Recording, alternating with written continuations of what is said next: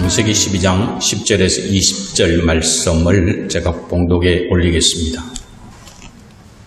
그 땅에 기근이 들었으므로 아브라함이 애굽에 거류하려고 거리로 내려갔으니 이는 그 땅에 기근이 심하였습니다. 그가 애굽에 가까이 이르렀을 때에 그의 아내 사레에게 말하되 내가 알기에 그대는 아리따운 여인이라.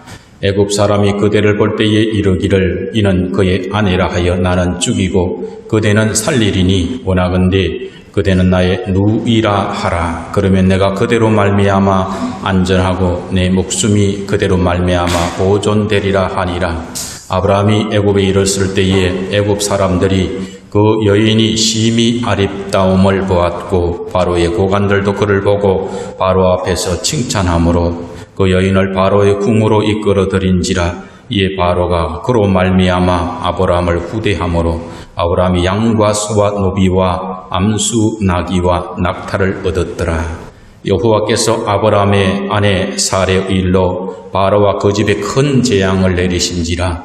바로가 아브라함을 불러 이르되 내가 어찌하여 나에게 이렇게 행하였느냐? 내가 어찌하여 그를 내 아내라고 내게 말하지 아니하였느냐? 내가 어찌 그를 누이라 하여 내가 그를 데려다가 아내를 삼게 하였느냐? 내 아내가 여기 있으니 이제 데려가라 하고 바로가 사람들에게 그의 일을 명하매 그들이 그와 함께 그의 아내와 그의 모든 소유를 보내었더라. 아멘. 오늘 창세기 12장 10절에서 20절 말씀을 본문으로 약속의 땅에 온 기근이라는 제목으로 하나님 말씀을 증거하겠습니다. 아담과 하와가 에덴 동산에서 범죄한 이후에 인류의 역사는 두 갈래로 갈라지게 됩니다. 하나는 가인 계열과 다른 하나는 셋 계열입니다. 이 두 계열은 노아의 홍수 이후에도 계속 나타나고 있는데 여전히 가인 계열은 함을 통해서 나타나고 셈 계열을 통해서 야벳을 포함해서 두 계열이 흘러내려가고 있는 것을 보게 됩니다. 그런데 창세기 10장에 이르면 노아의 아들들의 족보가 기록되고 있는데 6절에 보면 함의 아들들이 소개되는데 함의 아들 구스를 통해서 용감한 사냥꾼 니모롯이 등장하고 있습니다. 10장 10절에 보면은 이 니모롯은 이미 시날 땅의 바벨과 에렉 악갓 갈레에서 시작되고 아수르로 나아가서 니느웨의 나라를 이미 세운 것으로 그렇게 기록이 되는 겁니다. 그래서 노아의 손자 구스의 아들 정손자 때 니모롯에 이르러 벌써 나라를 건립을 했다는 것입니다. 그런데 노아의 홍수에 하나님은 노아의 복을 주시면서 생육하고 번성하여 땅에 충만하라고 9장 1절에 그렇게 축복을 하셨는데 문제는 이 함의 계열, 가인 계열은 하나님의 명령, 온 지면의 그 명령을 거부하고 온 지면의 흩어짐을 면하자라고 하면서 바벨탑을 쌓기 시작을 했다는 겁니다. 하나님은 흩어지기를 원해요. 하나님의 역사는 흩어지고 충만하는 것을 원합니다. 초대교회 때 성령이 임하면 어떻게 하라고요? 예루살렘과 유대와 사마리아와 땅끝까지 흩어져서 복음을 증거하라는 것이 하나님의 역사인데 가인 계열은 이것을 거부하고 모여자, 흩어지지 말자라고 해서 바벨탑을 하늘까지 닿게 해서 우리의 이름을 내자라고 하고 있는 겁니다. 이때 하나님께서는 이들의 언어를 흩어버리심으로 바벨탑 건립이 중단되고 말았습니다. 이때 이제 하나님께서 창세기 11장 말과 12장에서 하나님께서도 이제 하나님의 나라를 회복시키기 위해서 특별히 부른 사람이 있는데 이 사람이 바로 아브라함입니다. 여호수아 24장 2절에 의하면은 아브라함의 아버지 데라는 우상 숭배자였다고 그렇게 소개하고 있습니다. 따라서 우상 숭배자 아버지 데라의 영향하에 있었던 아브라함도 결국은 우상숭배의 영향 아래서 생활하고 있었던 것으로 볼 수밖에 없는 거죠. 그런데 성경에 자세하게 기록되어 있지 않지만 이 아브라함에게 있어서 어떤 특별한 역사가 어떤 사건이 있었던 것으로 보여요. 그래서 우상숭배자였던 이 데라가 우상의 도시 갈대아 우르를 떠나서 가나안 땅으로 온 가족을 데리고 떠났다라고 11장 말절에 31절에 그렇게 기록하고 있습니다. 그래서 이 갈대아 우르를 떠나서 직선거리로 한 1000km 정도 되는 이 하란 땅, 이곳이 어디냐 하면 팔레스타인으로 가는 길목입니다. 그곳에서 하란 땅에서 데라가 죽었다. 205세에 죽었다고 성경은 기록하고 있습니다. 왜 데라가 이곳에서 멈추어 있다가 죽었는지는 성경에 기록하지 않지만 학자들은 병을 앓았을 것이다. 아니면 약속의 땅에는 아브라함만 들어갈 수 있기 때문에 데라는 그곳에 죽게 되었다. 여러 가지의 주장이 있습니다. 그때에 12장에서 이제 하란에서 하나님께서 아브라함을 찾아오셨습니다. 그러고 난 뒤에 내가 네게 보여줄 땅으로 가라. 내가 너로 큰 민족을 이루고 내게 복을 주어 내 이름을 장대하게 하리니 내가 너는 복이 될지라 이렇게 말씀을 하셨습니다. 이렇게 땅의 모든 족속이 아브라함 너로 말미암아 복을 얻을 것이라고 이 말씀을 받고 난 뒤에 내게 지시할 땅으로 가라 하는 거예요. 구체적으로 어디로 가라는 것에 대한 말씀을 하지 않으셨는데 지시할 땅으로 가라는 그 말씀에 순종해서 아브라함은 하란 땅을 떠나서 가나안을 향하여 이민을 떠난 겁니다. 그런데 갈대아 우르에서 하란까지의 직선 거리가 1000km 정도가 된다고 합니다. 그리고 하란에서 다시 아브라함이 가나안 땅에 처음 정착한 세겜까지의 거리가 한 1000km 정도 된다면 이 갈대아 우르에서 세겜까지의 거리는 길을 따라서 꼬불랑 그 길을 찾아갔다면 좋기 2500km 정도는 될 것으로 그렇게 보입니다. 그런데 이 어려운 길을 아브라함은 하나님의 말씀을 믿고 가나안 땅을 향해서 간 거죠. 고향을 떠나기 전에 가나안 땅에서 그의 자손들을 주시고 큰 나라를 이루겠다라고 그렇게 말씀을 하셨어요. 그런데 이 아브라함이 가나안 땅에 딱 도착해 보니까 가나안 땅은 그들의 기대와는 전혀 달랐다라는 겁니다. 어떤 상황이 있었냐 하면 가나안 땅에는 이미 힘도 세고 강력한 세력인 가나안 족속들이 이미 자리를 잡고 있었다는 것을 알 수가 있습니다. 이것을 좀 어떻게 비유를 하면 좀 더 쉽게 비유가 될까 생각을 해서 어떤 사람이 하나님의 말을 믿고 네가 네 이름으로 아파트가 분양되었으니까 입주 날짜에 입주만 하면 돼. 그래서 딱 갔더니만은 거기에는 다른 사람들이 다 이미 입주했고 자기는 월세방을 겨우 얻어서 살 수밖에 없는 그런 환경에 있었다라고 생각하시면 됩니다. 가나안 땅에 도착을 했는데 이미 가나안 족속들이 요소마다 다 자리를 잡고 성읍을 만들어서 거기서 생활하고 있었습니다. 이 가나안 족속이 어떤 족속일까요? 함의 아들, 저주받은 그러한 가나안의 후예들이 이미 가나안 땅에서 나라를 이루고 있었다는 겁니다.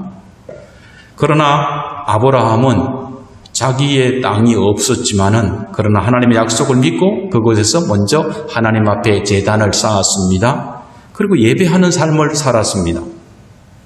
아브라함은 지금은 비록 현실적으로 내가 큰 나라를 이루는 복을 받지를 못하지만 그러나 하나님의 말씀대로 이곳에서 틀을 잡고 살다 보면 하나님께서 큰 복을 내리셔서 큰 민족을 이루고 나라를 이룰 것이다 라고 믿으면서 생활을 했던 겁니다. 그런데 문제는 아브라함이 생활을 한 지 불과 얼마 지나지 않아서 약속의 땅 가나안에 큰 기근이 임했다는 것을 알 수가 있습니다. 비가 오지 않아요? 비가 오지 않으면 풀이 없습니다. 풀이 없으면 어떻게 되나요? 동물들이 살 수가 없어요. 유목업자인 아브라함은 풀이 없는 곳에는 생활할 수가 없는 거죠. 그래서 풀이 없는 곳에 몸을 잡고 이제 사람들이 마실 물조차 부족한 지경이 이르자 아브라함은 혼자라면 버틸 수가 있어요. 덜 먹으면 되니까. 그런데 누구하고 함께 하고 있습니까? 조카 롯도 함께 있고 자기를 따르는 수많은 노비들도 있고 거기 양과 염소들이 가득하게 있는데 이들이 막 쓰러지기 시작하는 거죠. 그래서 이 상황을 보면서 아브라함은 많이 답답했을 겁니다. 우리는 보통 가나안 땅을 젖과 꿀이 흐르는 땅이라고 부르는데 지금 이 가나안에 도착해서 아브라함이 얼마 지나지 않아서 가나안 땅은 황폐한 땅이 되어버렸다는 겁니다. 부요한 땅이 아니라 기근이 있어서 더 이상 살 수 없는 그런 땅이 되어버렸다는 거죠. 우리도 신앙생활을 하다 보면 아브라함과 같은 경우를 겪게 될 때가 있습니다. 예수를 믿고 교회를 다니면서 우리가 기대하는 것은 하나님을 믿으면 교회를 다니면 어떻게 생각해요? 복을 받을 것이다 라는 기대가 있습니다. 그런데 한국교회의 성도들이 주로 기대하는 복은요, 육신적인 복입니다. 그래서 일단은 육신적인 복이 임해야지 우리가 복 받은 거예요. 육신적인 복은 일단 어때요? 사업이 좀 잘 되면 좋아요. 건강이 또 좋으면 좋습니다. 그리고 남편과 아내가 서로 잘 되면 좋아요. 자녀들이 말을 잘 듣고 학업에 잘해서 점점점 좋은 대학에 가고 취직하면 좋아요. 그런데 이런 복을 받을 것이라고 기대를 하고 있지만 그러나 때로는 아브라함처럼 도착한 가나안에 기근이 임하는 것처럼 내 가정에 기근이 임할 수가 있다는 겁니다. 평소에는 직장생활 잘하던 그 남편이 갑자기 직장에 문제가 생길 수가 있고 건강하게 가정주부로서 잘 생활하던 아내가 문제가 생길 수가 있고 말을 잘 듣고 순종하던 자녀들이 그때부터 자꾸 어긋나기 시작할 수가 있다라는 겁니다. 사업이 어렵고 친구 관계에 믿어서 투자를 했는데 사기를 당할 수도 있고 그렇게 우리에게도 기근이 찾아올 수가 있다는 겁니다. 아브라함처럼 열심히 교회 다니고 열심히 신앙생활을 하고 있음에도 불구하고 지금 현실은 어렵지만은 언젠간 하나님께서 우리의 가정에 복을 주실 것이다 믿음으로 근근히 버티고 있음에도 불구하고 갑자기 더 어려운 기근이 올 수가 있다는 것입니다. 왜 이런 기근이 찾아올까요? 이 기근은 신앙을 훈련하는 과정이 되는 것입니다. 인생의 삶에 있어서 여러분의 가정에 기근이 찾아올 때에 두 가지 길이 있습니다. 하나님을 끝까지 신뢰하는 것과 내 생각과 내 방법, 내 지혜로 이 기근을 극복하는 길을 선택하는 것입니다. 아브라함이 어떤 선택을 하였는지 창세기 12장 10절을 보겠습니다. 그 땅에 기근이 들었으므로 아브라함이 애굽에 거류하려고 거리로 내려갔으니 이는 그 땅에 기근이 심하였습니다. 아브라함은 기근이 찾아오자 하나님을 신뢰해서 하나님께 그 길을 묻지 아니하고 스스로 길을 선택하는데 그 길이 바로 아브라함이 선택한 길은 애굽으로 내려가는 길이었다는 겁니다. 그런데 우리가 생각하기에 왜 아브라함이 이렇게 믿음 없는 행동을 할까 생각할지 모르지만은 그러나 세상적인 기준으로 보면 아브라함의 이러한 선택은 매우 합리적인 선택이었다는 것을 알 수가 있습니다. 그러나 신앙의 차원에서 보면 아브라함의 결정은 불신앙의 선택이었던 것이지요. 우리가 아브라함의 입장을 이해하기 위해서는 가나안 땅과 애굽 땅을 비교해 볼 필요가 있습니다. 우선 가나안 땅은 큰 강이 없습니다. 가나안 땅에 우리가 알고 있는 강은 무슨 강이 있죠? 요단강입니다. 요단강. 이 요단강은요, 우기에는 강물이 되지만은 건기에는 물이 없는 그런 강입니다. 그냥 어린아이도 건널 수 있는 그런 강입니다. 강이라고 부르기에는 민망한 강이 바로 요단강입니다. 그런데 비해서 이 가나안 땅은 비가 오면 다행이고 비가 오지 않으면 기근이 올 수밖에 없는 땅이 바로 가나안 땅입니다. 그래서 훗날 야곱의 가족들도 흉년을 맞았을 때에 애굽에 곡식을 사러 갈 수밖에 없었던 땅, 그 땅이 바로 가나안 땅인 거죠. 한마디로 말해서 가나안 땅은 하나님만 바라봐야 되는 천수답이었다는 것을 우리는 알아야 됩니다. 반면에 애굽 땅은 어떤 땅이냐 하면 애굽 땅에 가로지르는 강이 나일강인데 일반적으로 나일강을 전 세계에서 가장 긴 강, 가장 큰 강이라고 합니다. 나일강은 길이가 6,650km입니다. 일반적으로 세계에서 가장 큰 강으로 불리면서 봄이 되면 상류 지역에서 얼음이 녹으면 강물이 범람을 해서 비가 오든 안 오든 물이 넘치는 곳이 바로 나일강입니다. 그래서 한번 휩쓸고 지나가고 나면 나일강 삼각조가 아주 옥토가 되는 거예요. 그래서 농사가 잘 되는 겁니다. 거름이 저절로 뿌려지는 거죠. 그래서 기근이 오면 인근의 사람들은 애굽에 가서 곡식을 사는 그런 풍요한 나라가 바로 애굽 땅이었다는 것을 알 수가 있습니다. 그래서 인간적인 관점에서 보면 애굽이 젖과 울이 흐르는 약속의 땅이고 가나안은 척박한 저주받은 땅이라고도 할 수가 있는 겁니다.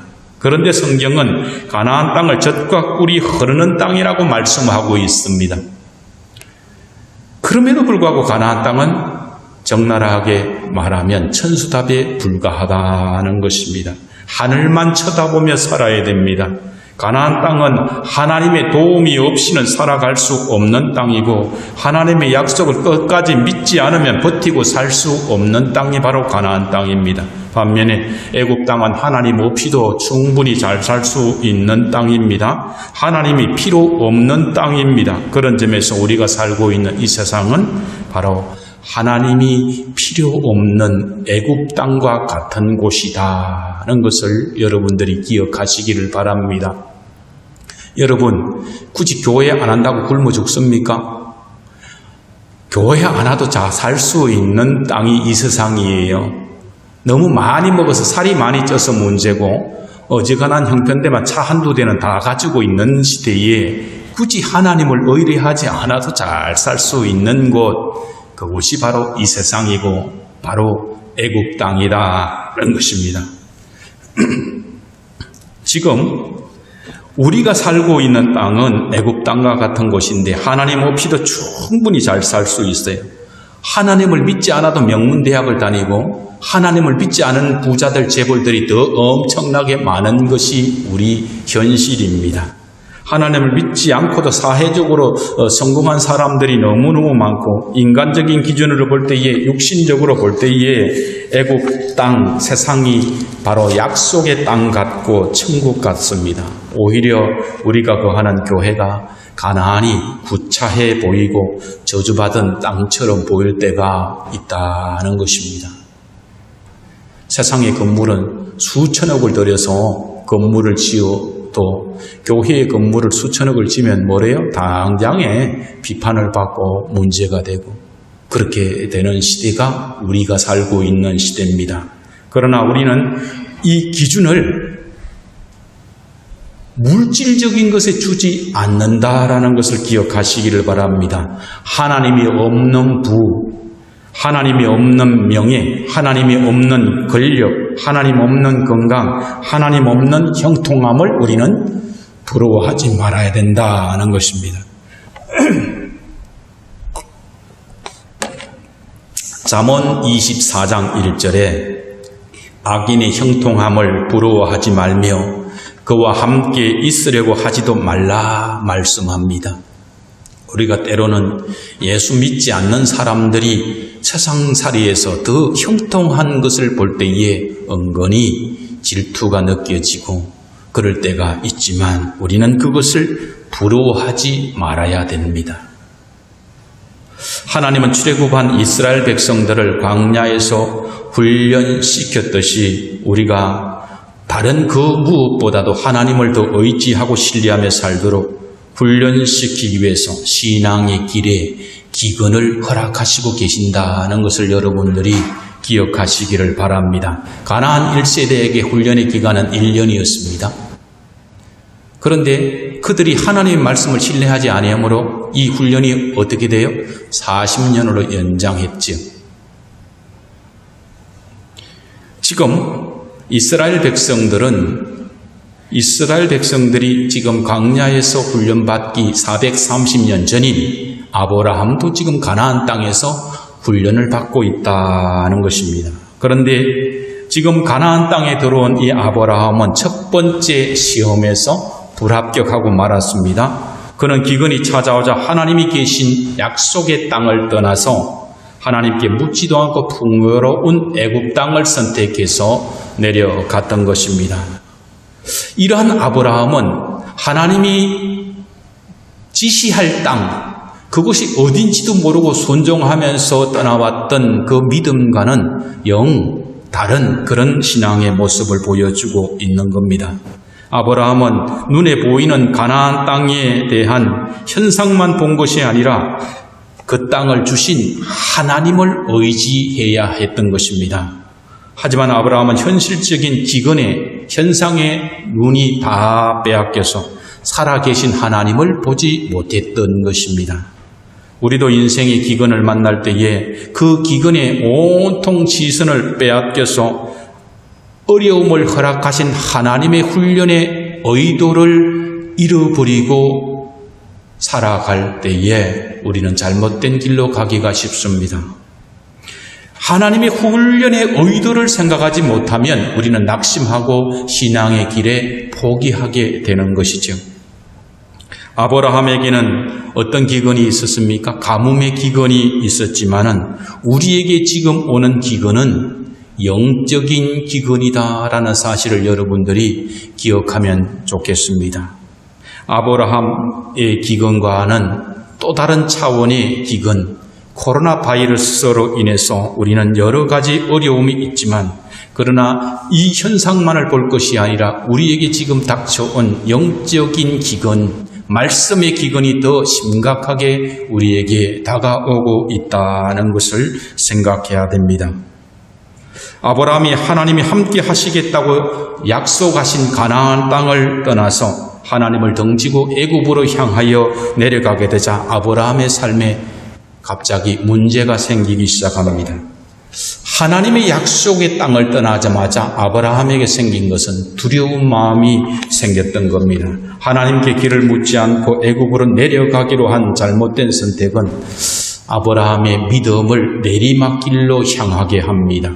아브라함은 내려가서 애굽에 도착하기 직전에 갑자기 두려움이 임했는데 어떤 두려움이냐 하면 내 아내 사라가 너무 예뻐서 이로 인해서 내 목숨을 잃을 수도 있겠다라는 두려움이 엄습해 왔던 겁니다. 그래서 궁여지책으로 생각해낸 그런 생각이 아내라고 하지 말고 여동생이라고 하면 문제가 없겠다는 생각이 들었던 겁니다. 그래서 창세기 12장 11절에서 13절에 그가 애굽에 가까이 이르렀을 때에 그의 아내 사라에게 말하되 내가 알기에 그대는 아리따운 여인이라 애굽 사람이 그대를 볼 때에 이르기를 이는 그의 아내라 하여 나는 죽이고 그대는 살리리니 원하건대 그대는 나의 누이라 하라. 그러면 내가 그대로 말미암아 안전하고 내 목숨이 그대로 말미암아 보존되리라고 아내에게 그렇게 제안을 하게 됩니다. 당시에는 사실은 예쁜 여자를 아내로 데리고 있으면 그 남편을 죽이고 여자를 자기로 아내로 삼는 것이 그 당시의 풍습이었던 것으로 보입니다. 그러니까 아브라함의 두려움은 당연한 겁니다. 떠돌이 나그네가 애굽이라는 큰 나라에 들어갔는데 거기에서 그런 위험에 직면하는 것은 당연한 거죠. 결국에 애굽에 내려간 아브라함은 그곳에서 기근의 문제는 해결받았지만 막상 애굽에 도착해 보니까 예쁜 아내로 인해서 자기의 생명이 위협에 문제가 있었던 겁니다. 저는 이 대목을 묵상을 하면서 이때 사레의 나이가 65세는 되었을 텐데 얼마나 예쁘길래 들어가자마자 애굽에서 예쁘다고 후궁으로 데려가는 상황이 벌어질까, 이 점을 좀 묵상하면서 고민을 했습니다. 애굽 사람들의 눈에 왜 그렇게 예쁘게 보였을까? 여기에 대해서 사람들은 몇 가지 가설을 그렇게 주장을 합니다. 첫째, 사레가 아기를 낳지 않았기 때문에 훨씬 젊어 보였을 것이다 하는 거예요. 둘째로는 애굽 사람들의 피부는 좀 검은 편인데 사레의 피부색이 좀 하얀색으로 인해서 새롭게 보이고 우리나라 사람들이 외국 백인 여자 보는 것처럼 어떤 새롭게 신비롭게 보였을 것이다 라는 가설이 있습니다. 셋째는 사레가 하나님의 은혜로 아기를 낳도록 그렇게 늙지 않았다라는 거예요. 우리도 동안 여자를 보면 20년, 30년 젊어 보이는 사람 있듯이 사레가 그렇게 군계 일학처럼 눈에 띄었을 것이다. 날씬하고 예쁜 여자가 피부까지 색다르니까 바로 외국인이니까 바로 눈에 띄었다는 것을 알 수가 있습니다. 그래서 16절을 보면은 아브라함은 애굽의 바로에게 사레를 아내가 아니라 여동생이다라고 했어요. 예쁜 여자가 애굽에 들어오니까 이 상황을 바로에게 바로 보고되고 바로가 보니까 예쁘니까 불러서 아내로 달라고 하는데 여동생이라고 먼저 소개를 했으니까 아내라고 말할 수 없는 입장이 되어버렸던 거죠. 그래서 바로가 여동생을 데려감으로 인해서 양과 소와 노비와 암수, 나귀와 약대를 신부대금으로 이미 지불을 했습니다. 아브라함이 자신의 아내를 바로의 궁에 후궁으로 보내고 난 뒤에 이미 신부대금을 받았기 때문에 자기 힘으로는 이 상황을 돌이킬 수 없는 상황에 이르게 되었던 겁니다. 처음에는 단순히 기근을 피해서 와서 거짓말 한마디 하면 별 문제가 없을 것으로 생각해 아내를 빼앗길 위기에 처했던 거죠. 아브라함이 아내를 사라를 궁에 보내고 난 뒤에 뭐를 했을까 한번 묵상해 봤어요. 남자 입장에서 밤잠을 못 잤을 것이다 는 생각이 들어요. 술을 한잔 했을 것 같기도 해요. 신세한탄하면서 며칠을 회개하고 밤을 새워 기도했을 겁니다. 그때 하나님께서 이 문제에 개입을 하셨어요. 창세기 12장 17절과 18절에 보면 하나님이 바로의 집에 큰 재앙을 내렸다라고 기록하고 있습니다. 이 재앙이 무슨 재앙인지 모르지만 그의 집에 아픈 사람이 있을 수도 있을 것이고 자기 자신이 큰 중병에 걸려서 꼼짝할 수 없는 상황에 처했을 수도 있을 것입니다. 그런데 이것을 통해서 바로왕이 깨달았다는 거예요. 아, 이 여자는 아브라함의 여동생이 아니고 아내다라는 것을 알았다는 것이죠. 문제는 아브라함이 자기의 아내를 여동생이라고 하는 것은 그렇게 간단한 문제가 아닙니다. 왜냐하면 지금 아브라함의 아내 사레를 통해서 하나님의 구속의 역사, 여자의 후손 예수 그리스도가 와야 되는데 지금 이 열국의 어미가 될 이 사라를 우상을 섬기는 나라의 왕의 첩으로 지금 후궁으로 보낸 이 상황이 있어져 버렸다는 거예요. 그래서 하나님께서 긴급하게 개입할 수밖에 없는 상황이 되었던 거죠. 하나님의 구원 계획 자체가 위태롭게 된 것입니다. 우리도 마찬가지입니다. 우리에게 닥친 이 코로나 바이러스로 인해서 기근에 아브라함과 같이 인간적인 방법으로 거짓으로 우리가 문제를 해결하려고 하면은 더 큰 어려움에 처하게 될 것이다 라는 것을 우리는 교훈을 받게 됩니다. 그래서 오늘 이 사건을 통해서 우리가 교훈받는 것은 아브라함도 자기 의로 구원받을 수 없는 사람이다라는 것입니다. 우리는 아브라함을 믿음의 조상이라고 그렇게 부릅니다. 아브라함은 우리에 비해서 믿음이 훨씬 좋은 것은 사실입니다. 그런데 16절에 보면은 아브라함은 자신의 생명에 연연한 나머지 자기 아내를 이용해서 위기를 모면하려고 했습니다. 내 목숨이 그대로 말미암아 보존되리라 하는 거예요. 열국의 어미가 될 자기 아내를 지켜줘야 될 사람이 오히려 자기 목숨을 위해서 아내를 이용하는 그러한 사람에 불과했다는 겁니다. 그런데 20장 2절을 보면 아브라함은 동일한 잘못을 반복하는 것을 보게 되는데 그랄랑 아비멜렉에게 가서 또 자기 아내를 여동생이라고 또 거짓말하는 그런 아브라함의 모습을 보게 되는데 결국 아브라함도 결국은 자기의 행위로는 구원받을 수 있는 것이 아니라 하나님의 은혜로 믿음으로만이 구원을 받을 수 있는 존재일 뿐이다라는 것을 우리는 교훈받게 되는 것입니다. 아브라함이 의인으로 불리는 이유는 도덕적으로 윤리적으로 의인이 아니라 하나님의 약속을 믿었기 때문에 그는 의인이라는 그런 칭함을 받았다는 것입니다. 오직 전적인 은혜였을 뿐이죠.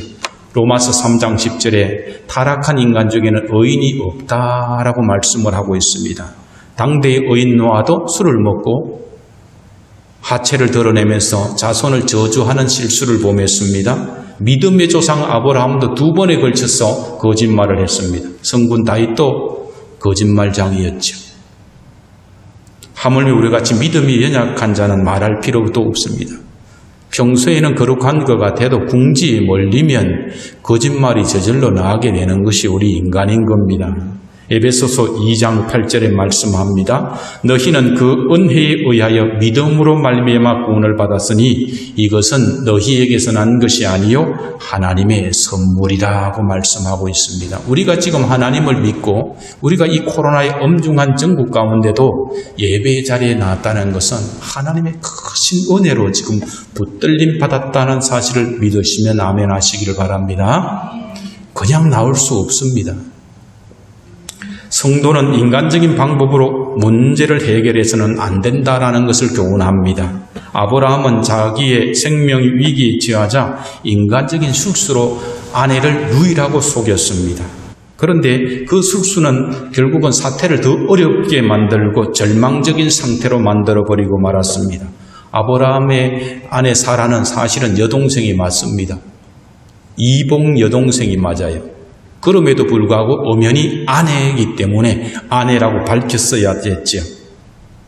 이러한 실수는 우리가 흔히 범하는 실수입니다. 많은 성도들이 문제를 만났을 때에 하나님께 기도하고 하나님의 인도하심을 바라지 아니하고 자신의 인간적인 지혜로 결정해서 나아갈 때에 우리는 아브라함처럼 거짓말을 할 수밖에 없는 상황에 처하게 된다는 겁니다. 그래서 우리가 나아가는 길에 하나님의 선한 인도하심을 받고 나아가기를 주님의 이름으로 축원합니다. 자, 18절 19절에 보면은 하나님의 재앙으로 인해서 바로가 아브라함을 불릅니다. 그리고 난 뒤에 3번이나 아브라함에게 엄히 꾸짖습니다. 믿음의 조상인 아브라함이 우상을 섬기는 바로에게 잘못을 지적받고 책망을 3번이나 받는 것은 매우 하나님의 영광을 가리는 결과를 가져옵니다. 이처럼 성도가 신앙적인 방법이 아니라 인간적인 방법을 통해서 세상 사람들에게 책망을 받고 수치를 당하여서 하나님의 영광을 가릴 수 있다는 것을 성경은 우리에게 교훈하는 겁니다. 맛을 잃은 소금이 버려서 발에 밟히는 그런 존재가 되는 것처럼 성도가 세상의 소금의 역할을 잃어버리면 세상에 밟히고 마는 결과를 가져오게 되는 것입니다. 이제 말씀을 정리합니다. 약속의 땅 가나안에도 기근이 있었다는 점을 여러분들이 기억하시기를 바랍니다. 예수님을 배에 모시고 항해하는 그 갈릴리 바다의 제자들도 풍랑을 만났다는 것을 기억하시기를 바랍니다. 믿음 안에서 신앙의 길을 간다고 해서 풍랑 없이 평온한 길, 아주 만사 형통의 길을 간다고 생각하기가 쉬운데 그렇지 않다는 거예요. 하나님께서는 기근도 허락하시고 풍랑도 허락하시는 분이십니다. 그래서 이것을 통해서 우리를 훈련하시고 우리를 연단하시는 분이 바로 하나님이시다라는 겁니다. 성도들에게 인생을 살아가는 데 있어서 기근이 찾아오는 이유는 하나님이 성도를 사랑하지 않으셔서 그냥 내버려 두고 지켜주지 않아서가 아니라 성도들을 말씀으로 견고하게 믿음의 터 위에서 세우기 위해서 하나님의 훈련의 과정임을 여러분들이 믿기를 바랍니다. 그래서 야고보 사도는 야고보 1장 2절에 내 형제들아 너희가 여러 가지 시험을 당하거든 온전히 기쁘게 여기라고 말씀하고 있습니다. 한국교회는 지금 엄청난 기근을 만났습니다. 특히 영천 중문교회도 기근을 만났다는 사실을 여러분들이 기억하시기를 바랍니다. 아브라함은 가나안 땅에 도착하면 뭐라고 생각했을까요? 고생 끝, 행복 시작이라고 생각했을 겁니다. 무려 2,500km에서 한 2,800km 정도의 거리를 고속도로가 있는 것도 아니고 예전에 있던 신장로가 있는 것도 아니고 그 길을 험한 길을 가족을 다 데리고 염소나 양을 데리고 가나안까지 가려고 그러면 얼마나 멀겠습니까? 서울에서 부산까지 거리를 무려 한 10번 가는 거리를 갔다고 생각해 봐요. 엄청난 거리입니다. 강도의 위험도 있고 강도 건너야 되고 그 가운데도 도착할 때에 무슨 생각을 했겠어요? 저기만 도착하면 하나님의 약속의 땅이니까 우리는 그때에 큰 민족을 이루고 나라를 세울 것이다라는 기대에 가득 차고 갔는데 가니까 벌써 주인이 다 있고 기근이 막 임했던 것처럼 여러분들은 어떻습니까? 영천중문교회도 이 어려운 가운데 새로운 목회자가 오면 우리는 이제 막 어려운 문제 다 풀리고 만사 형통할 것이라고 이렇게 기대한 분들도 있었을 것입니다. 그러나 이제 새로운 목회자가 와서 이제 2달이면 1년이 되어 가는데 변화된 것이 별로 없을 때에 현실은 엎친 데 겹친 것으로 코로나로 인해서 예배도 마음껏 드리지 못하고 예배 때마다 동직원이 와서 감시하고 보고하고 그런 상황을 보면서 이게 뭘까?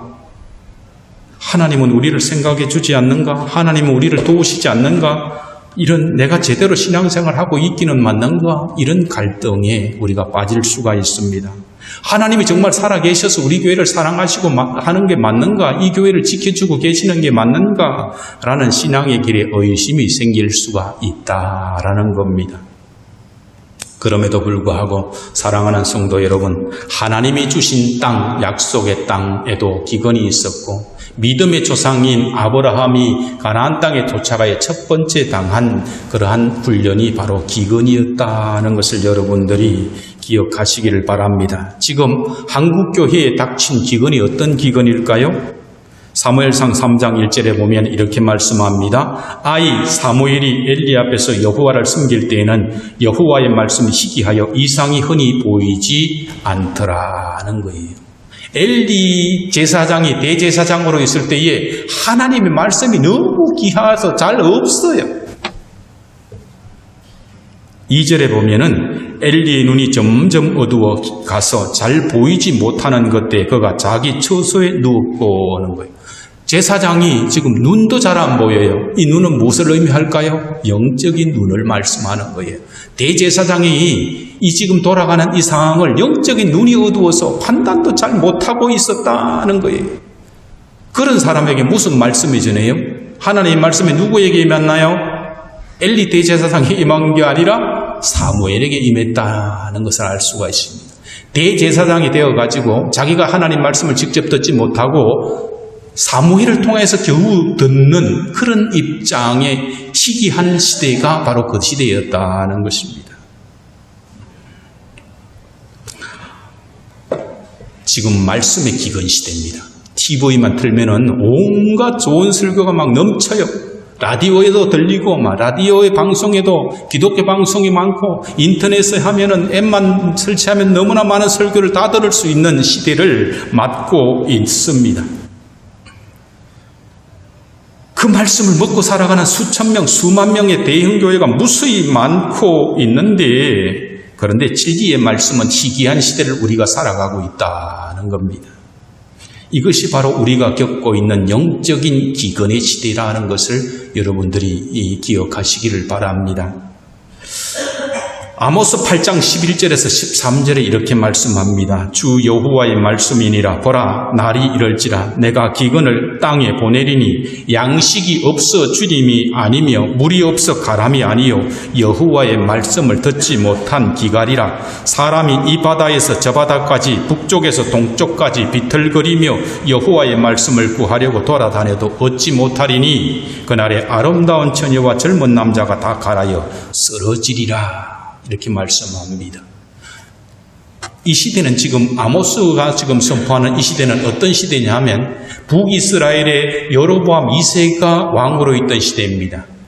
북이스라엘의 가장 전성기가 이때인데 물질이 풍부하고 나라가 가장 부강했던 나라, 확장되었던 그 시대에 하나님의 말씀이 없어요. 말씀의 기근을 맞고 있었다는 겁니다. 우리나라에 풍부한 물질과 한국교회가 큰 건물을 가지고 있지만 말씀의 기근 시대를 맞고 있다는 것을 우리는 알 필요가 있습니다. 그런데 육적인 기근과 목마름은 스스로 잘 압니다. 배고픈 거 모르는 사람 누가 있습니까? 그래서 세상을 향하여 어떻게 해야지 이 기근을 피할 것인가를 잘 아는데 문제는 하나님을 향한 말씀의 기갈, 영적인 기근에 대해서는 정작 알지 못한 채 스스로 죽어가고 있는 사람들이 너무 많다는 거예요. 자기 나름대로는 기도 많이 하고 자기 나름대로 열심히 신앙생활하고 있다는데 영적으로는 기갈에 걸려서 죽어가고 있다는 사실을 모르고 있다는 거예요. 영적으로 매우 혼란한 시대를 맞고 있습니다. 고린도전서 10장 31절의 말씀으로 설교의 마무리를 하고자 합니다. 먹든지 마시든지 무엇을 하든지 다 하나님의 영광을 위해서 하라. 인간의 창조의 목적이 무엇일까요? 소요리 문답의 일문에는 인간의 목적을 오직 하나님의 영광을 위해서 사는 것이라고 기록하고 있습니다. 여러분들 인생의 목적을 어디에 두고 살아갑니까? 오직 하나님의 영광을 위해서 생각하고 영광을 위해서 일하고 하나님의 영광을 위해서 예배드리는 그런 삶을 살아가기를 축복합니다. 영적인 기갈이 심한 시대에 말씀을 사모할 수 있도록 기도하시기를 바랍니다.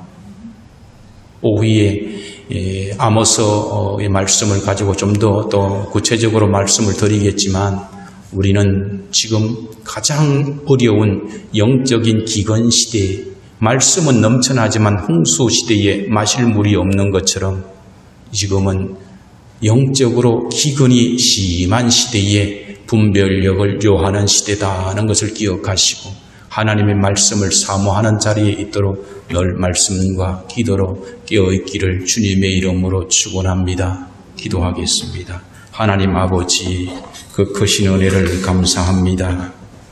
아브라함이 약속의 땅에 도착하자마자 기근을 만나서 애국으로 내려갔듯이 한국교회, 특히 영청중문교회가 기근을 맞아 영적인 기근이 심한 시대를 맞았습니다. 사랑하는 성도들이 말씀의 기근으로 영적으로 죽어가는 이때에 이것을 깨달아 하나님 앞에 크신 은혜를 입어 영적인 기갈이 해갈되고 오직 말씀으로 살아나는 역사가 있게 하여 주시옵소서.